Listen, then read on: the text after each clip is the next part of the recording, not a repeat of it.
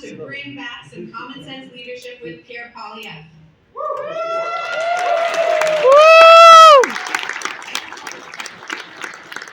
Across the country, we are seeing huge crowds at events like this. It's clear that Canadians are fed up with Trudeau's out-of-touch government, and Pierre's momentum is only growing stronger. In fact, I see some great common sense Canadians in the room here today. A bunch of you, yes, thank you so much. Oh, hey, good to see you. I want to particularly recognize our former PC MP, Dave Nickerson, who is here.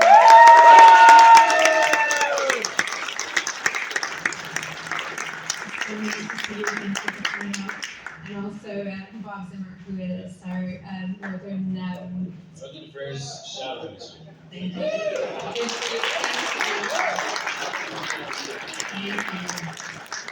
So I'm just going to go through a couple notes before we kick things off. You know, people are always asking, and we've got a few questions this morning about how we can help Pierre axe the tax and bring home common sense. It's easy. I'm going to tell you. The first thing that you can do is share all of Pierre's posts online. You can also leave some positive comments there to help spread our message. You know, it's time that Trudeau and it's time to fire Trudeau and hire Pierre. Yeah, another way. Another way to help out is to volunteer. And none of this takes place without people who are willing to come out and give their time and support to a candidate and to our next Prime Minister. So if you are interested in volunteering, if you can ask a member of our team who's in the room here how you can get involved, or you can go to the Conservative website, which is conservative.ca/volunteer to sign up. It's going to take all of us to take down Trudeau and make sure that Pierre Poilievre becomes the next Prime Minister of Canada.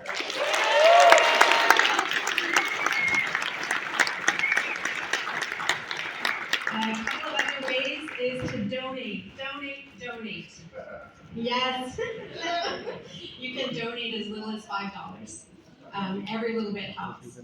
And by the way, if anybody in here doesn't have a membership, or if your membership is not up to date, I would encourage you to go online and get a membership. It's $15, and it will send a clear message, and it'll also help us along the way here.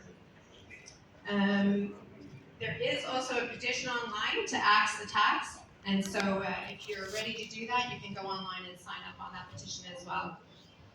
And finally, at the end of the rally, Pierre will be sticking around to take photos. So after he finishes, you can line up along the wall here. Just a note, if you're looking to have anything signed, please wait until the photo line is finished, and then he'll be happy to sign things for you. So, in just a few minutes, we're ready to kick things off. Welcome, enjoy yourselves. And, yeah. Oh, okay, right on. So now, we're not going to take a break. We are ready. We're ready. The moment we've all been waiting for. Pierre Poilievre is the leader of Canada's Common Sense Conservatives. He grew up as an adopted son of two school teachers. His wife, Anna, came to call Canada home as a refugee from Venezuela. Canada made and kept a promise that anyone from anywhere can achieve anything. That hard work pays off with powerful paychecks that buys affordable food, gas, and homes in safe neighborhoods. That promise is broken after 9 years of Trudeau. Pierre's mission is to bring home Canada's promise. His common sense plan is to axe the tax, build the homes, fix the budget, and stop the crime.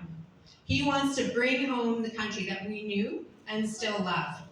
Ladies and gentlemen, please give a warm welcome to the leader of the Common Sense Conservatives and the next Prime Minister of Canada, Pierre Poilievre.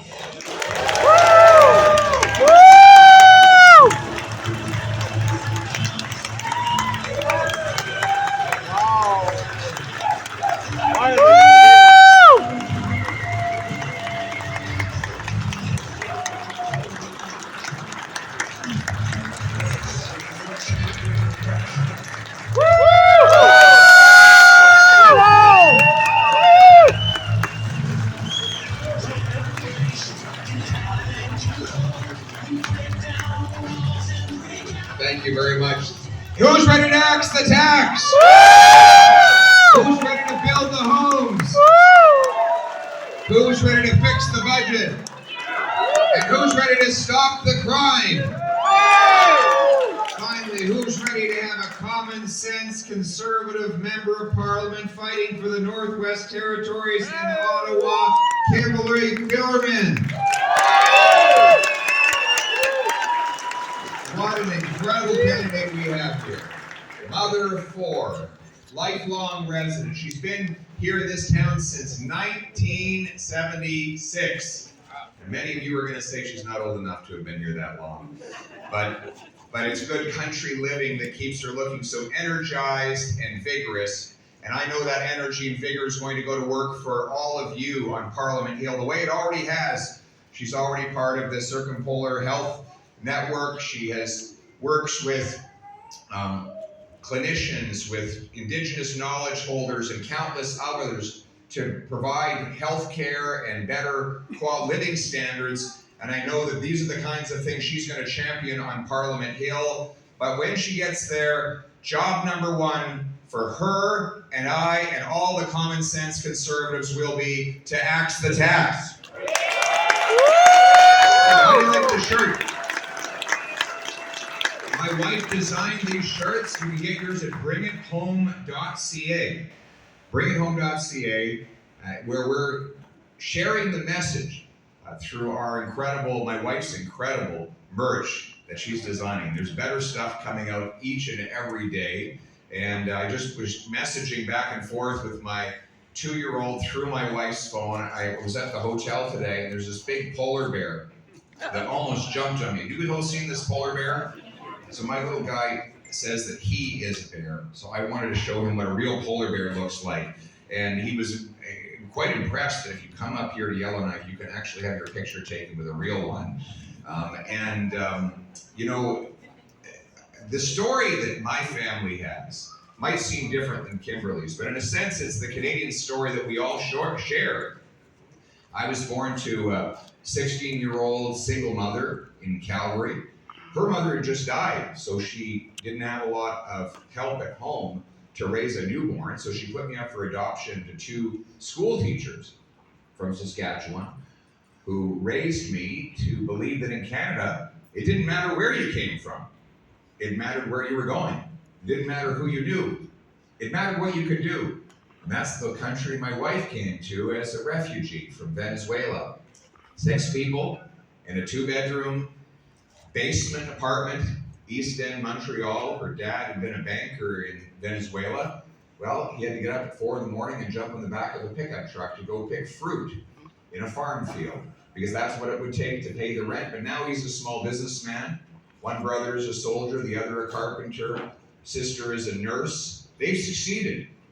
That was the Canadian promise, that anyone from anywhere could do anything, that hard work got you a powerful paycheck that bought affordable food, gas, and homes in safe neighborhoods. But after 9 years of Trudeau and the NDP Liberals, that promise is broken. Everything costs more. Work doesn't pay. You make it, Trudeau takes it.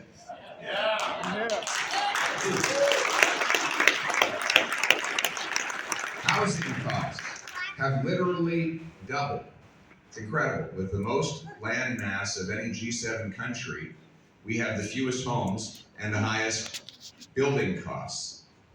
Crime, chaos, drugs, and disorder are common in our once safe streets. 25% of our kids are going to school hungry every single day, a number that's much higher here in the north. And a carbon tax is already raising the price for heat, for groceries, and for other expenses. A tax that they plan to increase to 61 cents a liter, 4 times higher than it is right now. That will literally grind our economy to a halt. How will we ever ship food up to the north when the trucks, the trains, and the planes are all paying 4 times more carbon tax than they're already paying? How are we going to attract any businesses to employ our young people when those same companies can set up shop carbon tax free in the United States of America. There'll be a large sucking sound of our jobs, money, and businesses heading to the States. Justin Trudeau, with his carbon tax hike, it's almost like he wants to make America great again by sending all our money down there. I don't want to give the Americans our money. I want to bring it home. I want to put Canada first for once.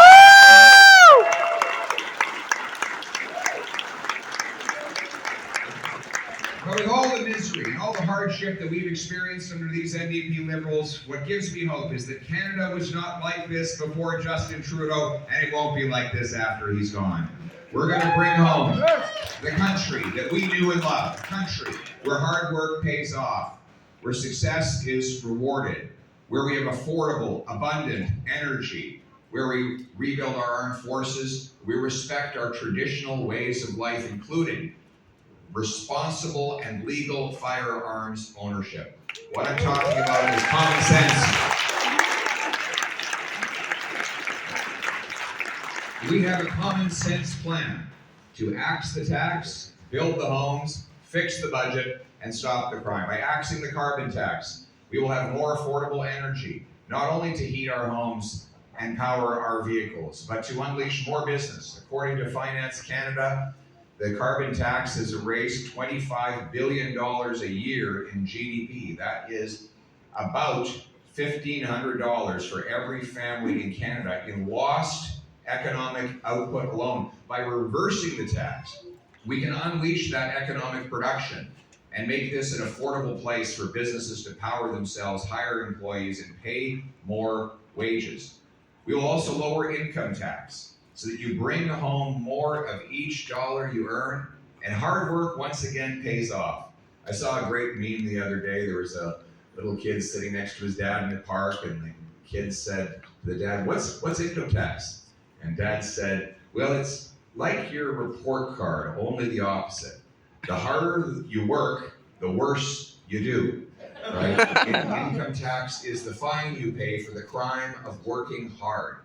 And we wonder why we're not producing as much. Well, we punish our workers every time they try to produce something. By lowering income tax, we can make work rewarding once again. We also need to reward those who invest to create jobs. Right now, our high taxes and complicated tax system have driven $500 billion of our investment out of the States above and beyond what has come back.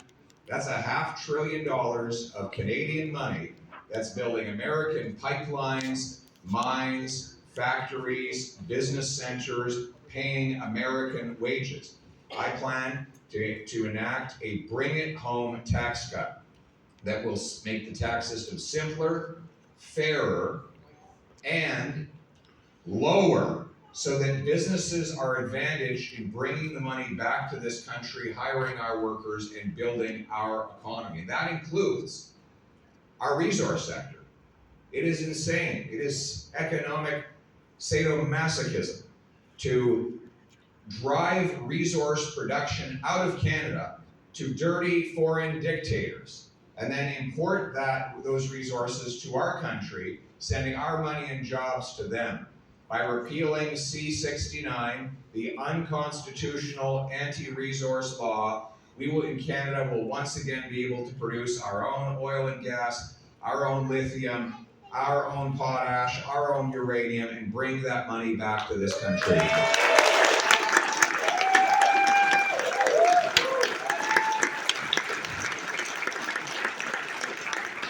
That would sure help us fix the budget, wouldn't it? Right now, the budget is a mess. It'll balance itself. Oh, that's right. I forgot. Sorry about that. Just for that reminder, I'm going to give you a T-shirt. Show everybody the T-shirt. What you got there? All right. Protect our hunters. Protect our hunters. Yes. So, over 9 years, Trudeau's added almost $900 billion of new debt. He's doubled our national debt. He's added more debt than all prior prime ministers combined. Can you consider that? We've added more debt in the last decade than we did in the preceding century and a half. To do that, he's created more cash. So, it was funny. Another meme I saw the other day. There was a lady with a shopping cart, and you could tell it was grainy black and white. It was overflowing with delicious, nutritious food. And it said, this lady's bringing her shopping cart to pay $20 for all the goods inside it. And then she'll take it home to her $15,000 house. 1980. Now, what happened since 1980? Well, inflation. We all sort of say, yeah, that's just the way it is, right? Things go up. But why? Why would they go up? Why don't grocery prices, why doesn't the cost of living actually go down? We produce 4 times as much produce on each acre of farmland as we did back in 1980. We produce 4 times as much milk per dairy cow as we did back in 1980 through technological advances. It takes 85% less aluminum in the average can of beer or of soda pop than it did back in the 1980s because we have found ways to be more efficient. Our buildings actually weigh less. And then there's the dematerialization. You can get movies over the internet. So the material cost of Blockbuster, actually putting it on a disc and then shipping those discs and putting them in plastic containers, or books, they don't have to be printed anymore. And yet a digital book now costs more today than it cost to buy a paper copy back in the 1980s. It's incredible. There's no ink, there's no paper, there's no shipping. It's beamed to you over the internet, yet it costs you even more. So why is it that as the price of producing things goes down, the cost of buying them goes up? Well, the answer is monetary inflation. Governments have been creating cash faster than the economy creates the goods and services that cash buys. If you have an economy with, say, 10 apples and $10, it's like an apple. If you double the number of dollars in the economy to 20, but you still only have 10 apples, you're not twice as rich. Each apple just costs twice as much because those dollars compete with each other to bid up the price. Now, in the last 4 years, our money supply in Canada, this is bills, coins, and bank deposits, has gone from 1.8 trillion to 2.4 trillion.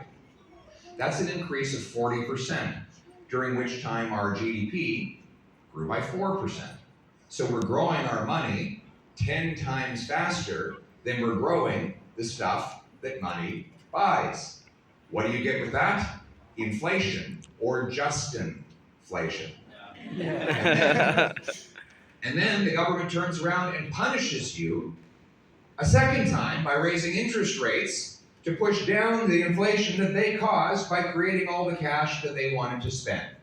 Now, this is actually a tax increase, because what do you call it when the government takes your money and spends it? It's a tax. When government prints cash, they drive up your costs at the grocery store, at the gas pump, at the home purchase point, and then they spend the money. That effectively is a tax, but it's not voted on in the House of Commons. For 800 years, we had the tradition that a tax increase had to be voted on. Inflation, therefore, is not only a tax. In my view, it is an illegal tax. It is the most immoral tax because it takes the most from the people with the least. People who have to live off the modest cash they own, pay the highest share of their income, and the wealthiest, the billionaires, are protected because their assets go up with inflation, and sometimes they go up faster than inflation. It's in a transfer of wealth from the have-nots to the have-yachts that we are witnessing with this inflation. So what is the solution? We have to stop creating cash, and that means controlling government spending with a common sense dollar for dollar law that requires we find $1 of savings for every new dollar of spending to control the size of the government, bring down the deficit, the inflation, the interest rates, the income tax. Hard money. We need hard money. Solid, sound money, so that the worker keeps, and the pensioner keeps the purchasing power that they earn, rather than having it stolen by the silent thief of inflation. You should be able to bring that money home. But you need a home to bring it to. And housing costs are out of control. I know that here it's been how much have housing prices gone up here? A lot. A lot. A lot. Mobile homes, 500,000. Mobile home is a $500,000 cost. That is incredible. Incredible. How much was it 10 years ago? Probably a third of that. Wow, incredible. How are people paying that? 2 jobs. Good question. Two jobs, taking out loans. Well, all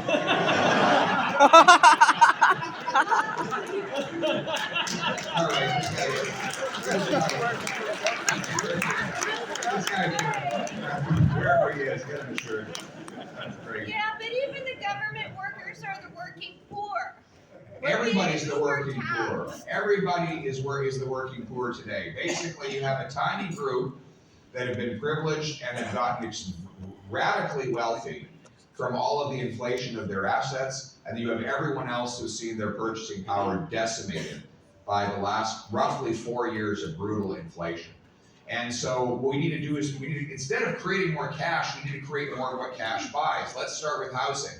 We have the fewest homes per capita of any country in the G7, even though we have by far the most land to build on. By orders of magnitude more land per capita, and not all of it in the north, although much of it is rural and remote. It's even present around our biggest southern cities. Why do we have so few homes? Is it because we don't spend enough on building them? No. We actually spend 10% of our GDP on residential investment, which is twice the average. So we're of the OECD. So this is the thing. We're spending twice as much as our competitors on home building. And we have way more land, and yet we have fewer houses. What's standing in the way? Bureaucracy. Bureaucracy. Government gatekeepers block home building. The number one cost for a new home today in Canada is not land, labor, or lumber. It is government. It is the permitting delays, which are 3 times longer in Canada than they are in the UK or US. The second slowest building permits in the OECD, by far the slowest in the G7. All of these other countries grant building permits faster, and the roof doesn't cave in. So somehow other countries have figured out how to do fast permits without their people falling through the floor of the house, and yet we can't do it. This literally adds hundreds of thousands of dollars to the cost of every newly built home. We have seen that the population and the money supply grow dramatically to increase the demand, while government bureaucrats block supply from meeting that demand. And that is why housing costs have doubled over the last 10 years of Trudeau. So my common sense plan is to get the government gatekeepers out of the way by requiring local governments speed up permits, free up land, and cut development taxes as a condition of getting their federal funds. And they will be paid based on results. I will pay municipal governments their infrastructure money. This is the way that realtors and home builders get paid, per home built. They'll be required to permit 15% more homes per year.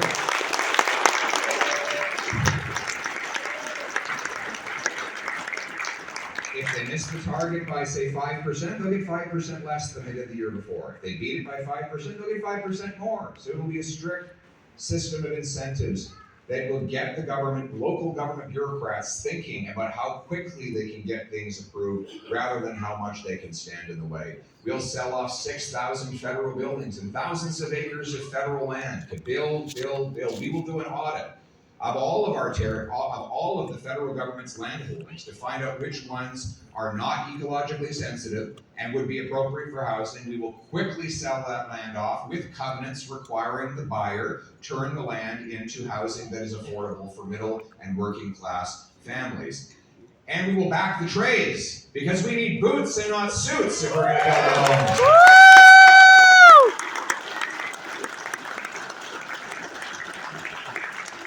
So every high school principal in Canada is going to be getting a present from me when I'm Prime Minister. I expect to take office, just before Christmas. There's going to be a big box that will arrive. And inside that box is going to be a module for every licensed trade. And it's going to say, this module is what you can put in your shop class so that your kids can start getting Red Seal credit before they even graduate from school.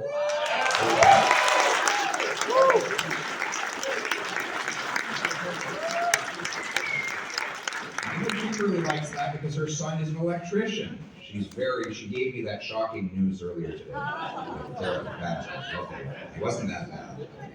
But no, she's a very proud mother of an electrician. We need more electricians. But imagine if we said that we get the Red Seal Council that has been in place for 74 years, put together a high school module for every licensed trade, and the schools can then say, this is how we would implement a pre-apprenticeship and apprenticeship program to get the kids a jump start on ticketing so they can be a journey person early on.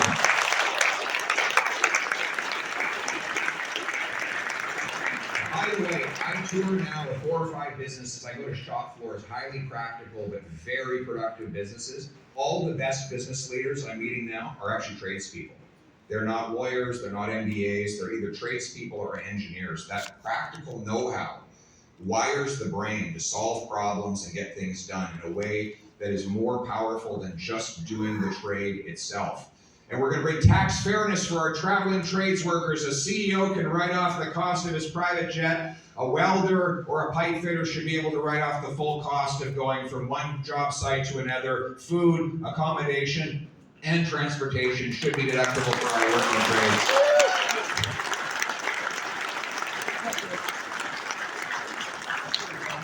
We want them to bring home more, but we need them to be able to bring that paycheck home to a place where there's health care. And right now, healthcare wait times have worsened. I think it's worse now than it's ever been. You have shortages here? Absolutely. How many of you don't have a family doctor? Wow, incredible. Now, do you know that we have 20,000 immigrant doctors and 32,000 immigrant nurses that cannot work because they can't get a license? When I got my glasses, I met this guy, he's the technician when I got my glasses removed with my eye surgery, I met a technician, and he's an eye surgeon in the UAE. So he flies all the way to the Emirates to do eye surgeries in Dubai. And then he comes back to be with his family and works as a technician here because he can't get a license to do eye surgeries in Canada. So apparently the eyeballs over in the Emirates are different than the Canadian eyeballs, right? They say in Toronto, if you have a heart attack, don't call 911, call a taxi because the driver is probably a doctor. 85% of Filipino nurses cannot work in Canada. In the States, they take an international competency exam and get to work in a couple of weeks. This is crazy. We just finished talking about the Red Seal, which we've had in place since 1952 across Canada. We need a blue seal for the licensed professions so that immigrant and foreign trained doctors and nurses can quickly take a test, prove they are qualified, and get working, serving our patients, getting family doctors in rural and remote communities like this one.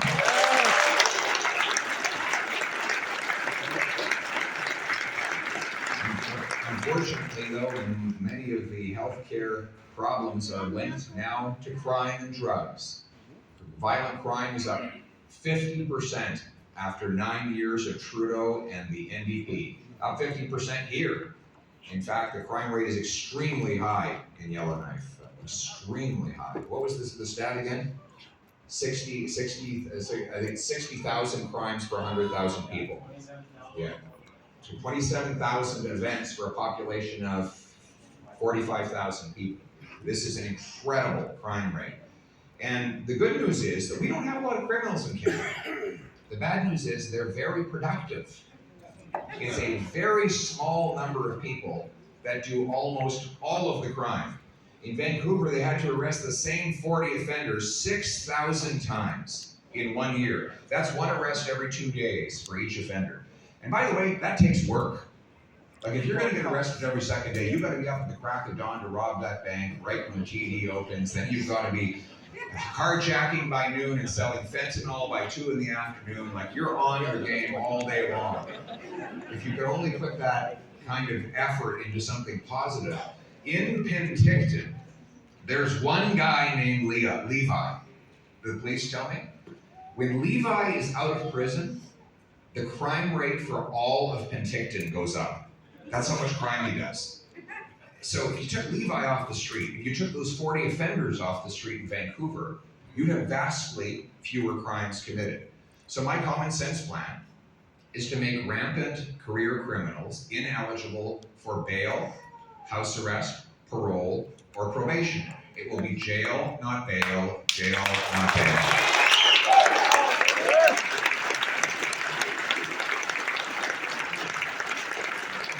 People say, oh, you're gonna have to build all these new prisons. No, you're not, because these guys go in and out anyway. We have to reserve a room for them. It's like the Hotel California. They can check out, but they never really leave, right? When we brought in these policies under the previous Conservative government, violent crime went down by 25%, and you know what else went down? Incarcerations. We actually had fewer people in jail because we targeted the worst offenders and deterred the rest. When you have less crime, you actually have fewer people that actually go to jail. And that's what we're going to do. And when they do go to jail, we're going to make sure that there's drug treatment there, so that if addiction got them into the trouble, we can clean them up so they have a better chance of having a job and succeeding and contributing to life when they get out of prison. Drug addiction is now rampaging out of control. We've lost 45,000 of our brothers, sisters, friends, or neighbors to drug overdoses in the last 9 years. And we have an absolutely insane policy that no other country, almost no other country in the world is following, to effectively decriminalize hard drugs. They don't arrest for small possession anymore, and therefore they can't get those in possession to confess who the dealer is. And they're subsidizing drug use with what they call safe supply, flooding the streets with taxpayer-funded opioids. In BC, they give them out literally through vending machines. You go up, you put your hand on them. If your fingerprint matches their registry, you get a free hit of opioids. They give out crack pipes. They have these drug dens that have only made the problem worse. We're going to get rid of all of that. We're going to ban the hard drugs, and instead we'll put the money into detox, treatment, and recovery so that we can bring our loved ones home drug-free.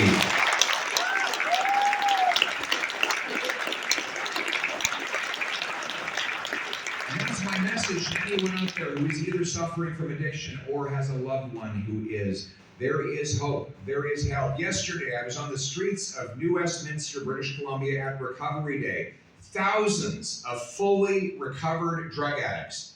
They're openly proclaiming to the world, I was a drug addict, and now look at me. Guys with big, beautiful, muscular bodies who've gone back to the gym and got great jobs, walking around with their kids who they're taking responsibility for. You can turn these things around. Life can get better, and that's the hopeful future that we're going to fight for, to clean up our streets and save our brothers and sisters.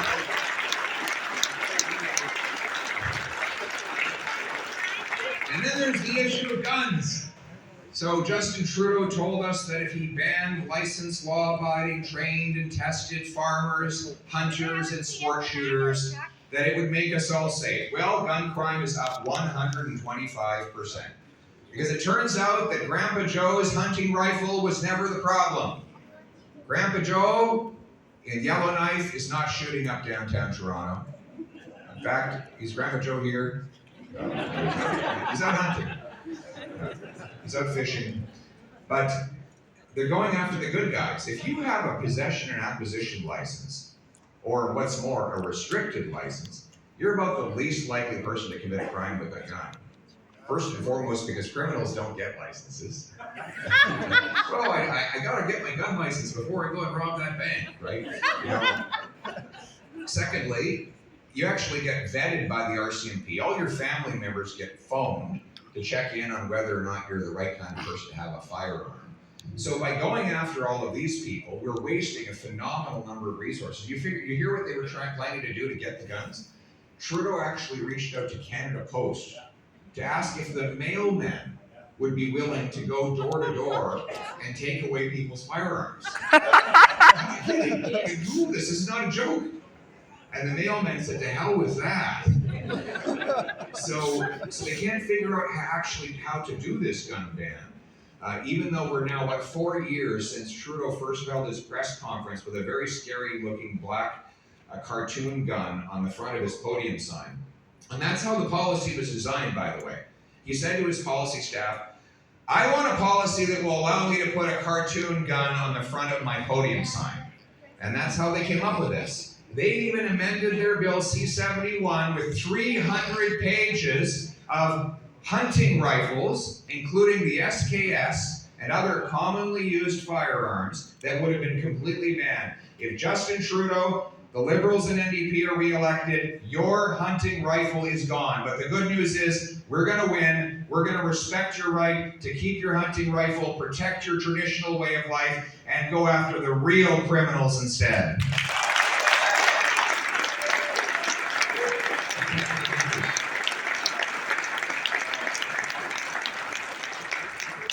We need to protect our freedom again. Bring home freedom to this country, which has come under relentless attack with Bill C-63 and C-11, which seeks to control what you see and say on the internet. C-63 gives the government the power to put you under house arrest and disconnect your internet under the suspicion of something damaging you might say in the future. This is like Trudeau read Orwell's 1984 as an instruction manual rather than a warning, right? And even Margaret Atwood, the great Canadian liberal author, has said this is creeping totalitarianism. I don't want to control what you think and say. I want to make this the freest country on earth. And that's why I will repeal C-11, C-63, and I will require our universities to respect freedom of expression on campus.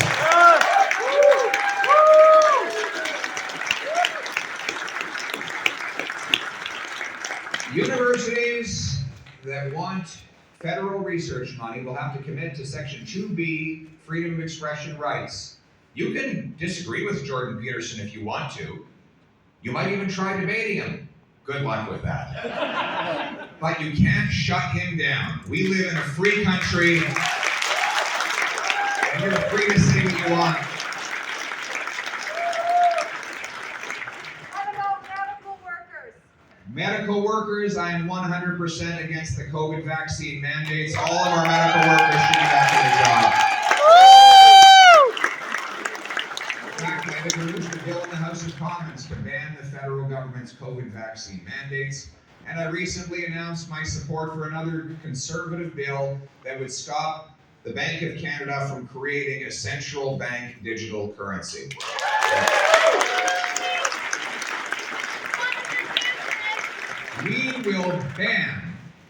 We will ban all of our MPs and ministers from any involvement in the World Economic Forum.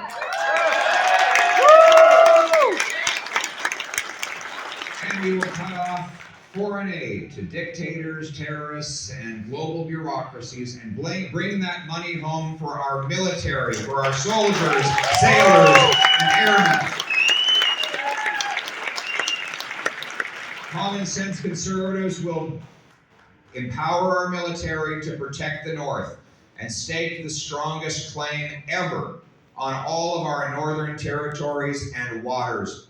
We consider it unacceptable that Chinese and Russian vessels swim around in our cold northern waters, slowly but surely invading our territory, attempting to claim it for themselves. We will never let those aggressive, hostile countries onto our continent. We will lock arms with our American neighbors to protect the Arctic. And you, the northern people, are at the forefront, through your very presence in this place, to sending the message to the world that the North belongs to Canada and we will never surrender it to anyone.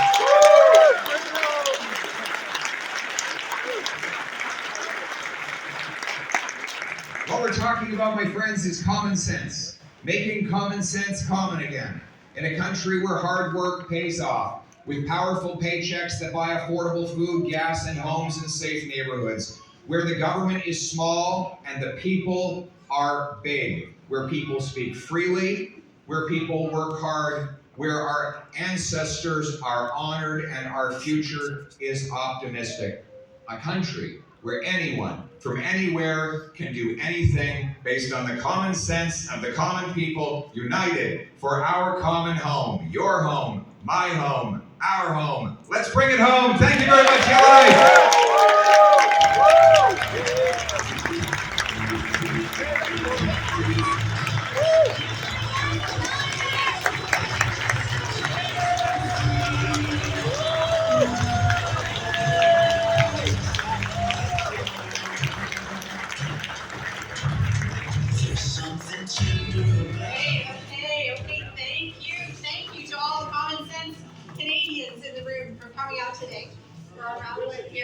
up. Pierre will be sticking around to take photos. You can start lining up along the wall here. I see a line that started already. And just a reminder, the line is only for photos. So if you're looking to have anything signed, please wait until the photo line is finished, and he'll be happy to sign things for you. Merci à tous les Canadiens de gros bon sens présents dans le salle d'être venus aujourd'hui pour notre rassemblement avec Pierre Collier. Pierre restera dans l'environnement pour prendre des photos. Vous pouvez commencer à faire la pied ici, à l'angle mur.